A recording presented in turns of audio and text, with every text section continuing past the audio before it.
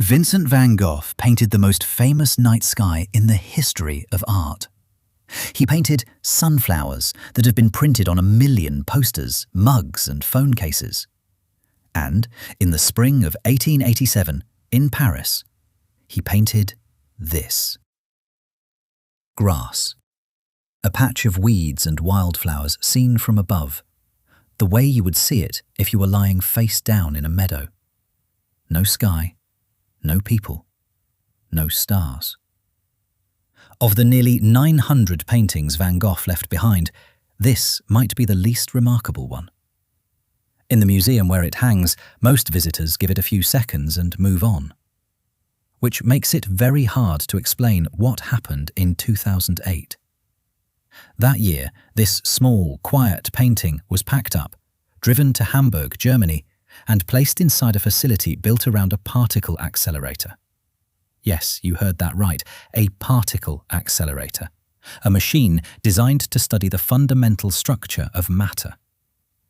It wasn't the grass that suddenly caught their attention, they were focused entirely on what was hiding underneath.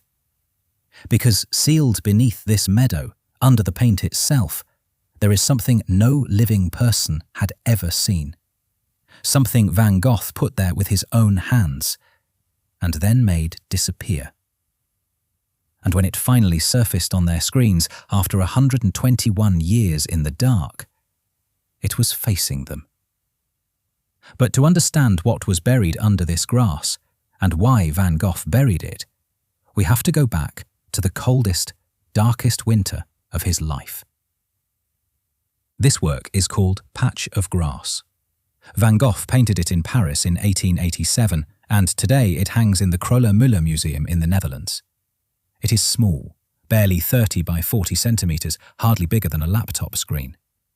He probably painted it in Asnières, a village on the Seine just outside Paris, where he went to work outdoors that spring. And on its surface, at least, it is exactly what it looks like, an exercise. A painter teaching himself a new language. Look closely, and you'll see that every brushstroke is the thing it depicts. This stroke is a blade of grass. This one, a stem. This one, a petal. Dashes of green, yellow and blue with small bursts of red and white flowers. Spring, broken down into individual touches of colour.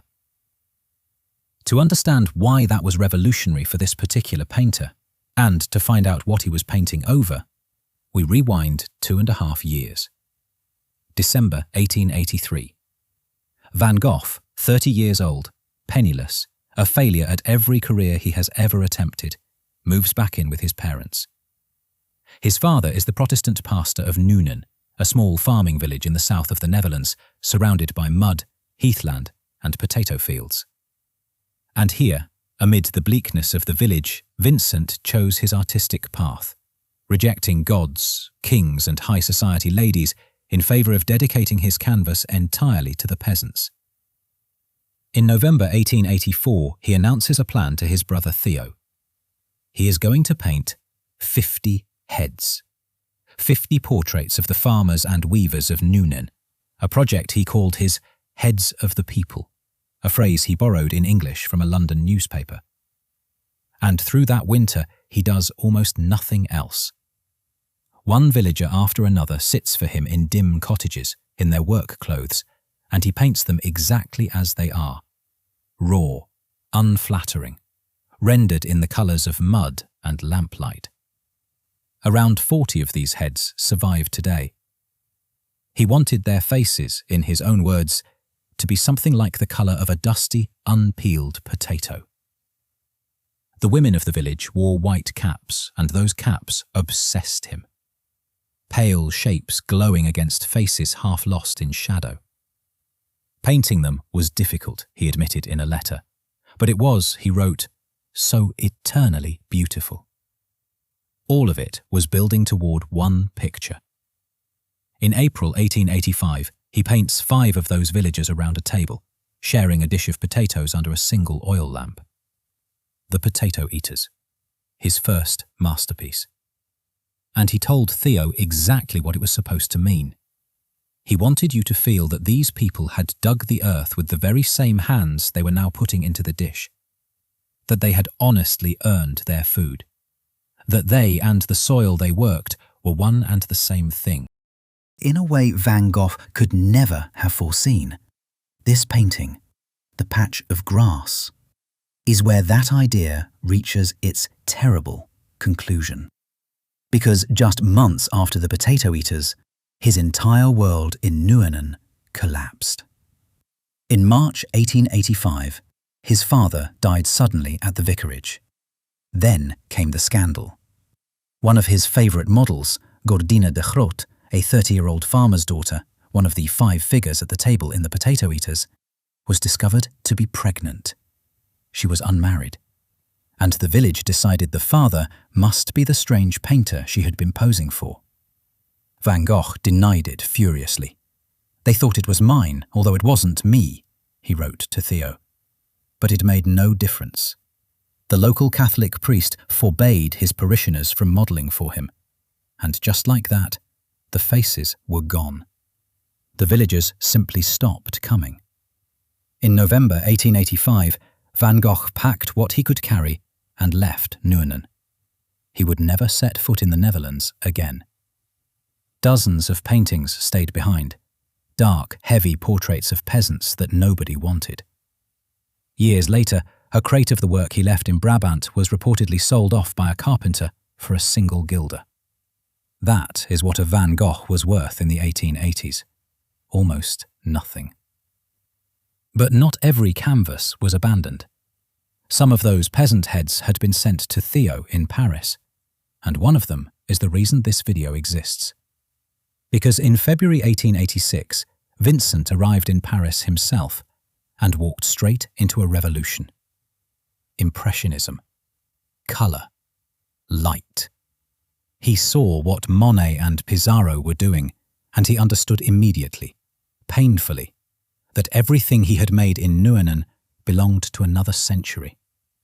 His palette of mud and potato skin was dead on arrival. So he did what he always did. He started over. Within a year, he was painting like a different human being, brighter, looser, faster. He wrote to his sister that he was seeing more colour than ever before. But Vincent earned essentially nothing. Theo paid for everything: rent, food, paint, and canvas was expensive. So he did what broke painters have always done. He painted over his own work. Historians believe that in Paris he came across his old Nuenen canvases again and looked at them with new eyes. Dark, old-fashioned, unsellable. Not finished paintings anymore, just material. And in the spring of 1887, wanting to practice his bright new technique on a simple outdoor subject, he took one of them. And over it, stroke by stroke, blade by blade, he painted grass. For more than a century, that was the whole story. A pretty study of a meadow hanging quietly in a Dutch museum. Then conservators X-rayed it. And in the ghostly grey image beneath the grass, there was a shape. A rough oval. Shoulders. The unmistakable outline of a human head. But that was all a conventional X-ray could give them. Experts could say that something was under there, but they couldn't pinpoint what that actually was. Until 2 scientists decided to try something that had never been done to a painting before. Joris Dick of Delft University of Technology and Koen Janssens of the University of Antwerp realized the answer was chemistry. Every pigment on a 19th century palette is built around specific chemical elements. Vermilion red is made with mercury. Naples yellow contains antimony. If you could map precisely where each element sat on that canvas, not layer by layer, but atom by atom, you could essentially resurrect its colours. Only one kind of light on Earth was precise enough to do it. A synchrotron. A particle accelerator. So in 2008, Patch of Grass travelled to the DAISY facility in Hamburg, where a beam of X-rays 0.5 millimetre wide was swept across the canvas atom by atom, for 2 straight days. Each element in the paint answered back with its own X-ray signature. Mercury saying, here. Antimony saying, here. Researchers merged the 2 maps into a single image. And out of the grass, a woman surfaced. In colour. Browns and reds and the muted yellow glow of skin. A woman of the Brabant countryside, her head covered, her features heavy and worn, the light falling across her face exactly the way it fell in the dim cottages of Nuenen. She is one of the heads of the people we talked about earlier. We don't know her name. Of all the peasants who posed for those heads, Gordina's is the only one history recorded. Experts estimate that roughly 1 in 3 of Van Gogh's early paintings hides another composition underneath. In 2022, an X-ray in Edinburgh found a buried self-portrait behind another of his Nuenen peasant heads. Every day, visitors walk past a small painting of a meadow in a Dutch museum and keep walking. Underneath it, spring is still growing over her.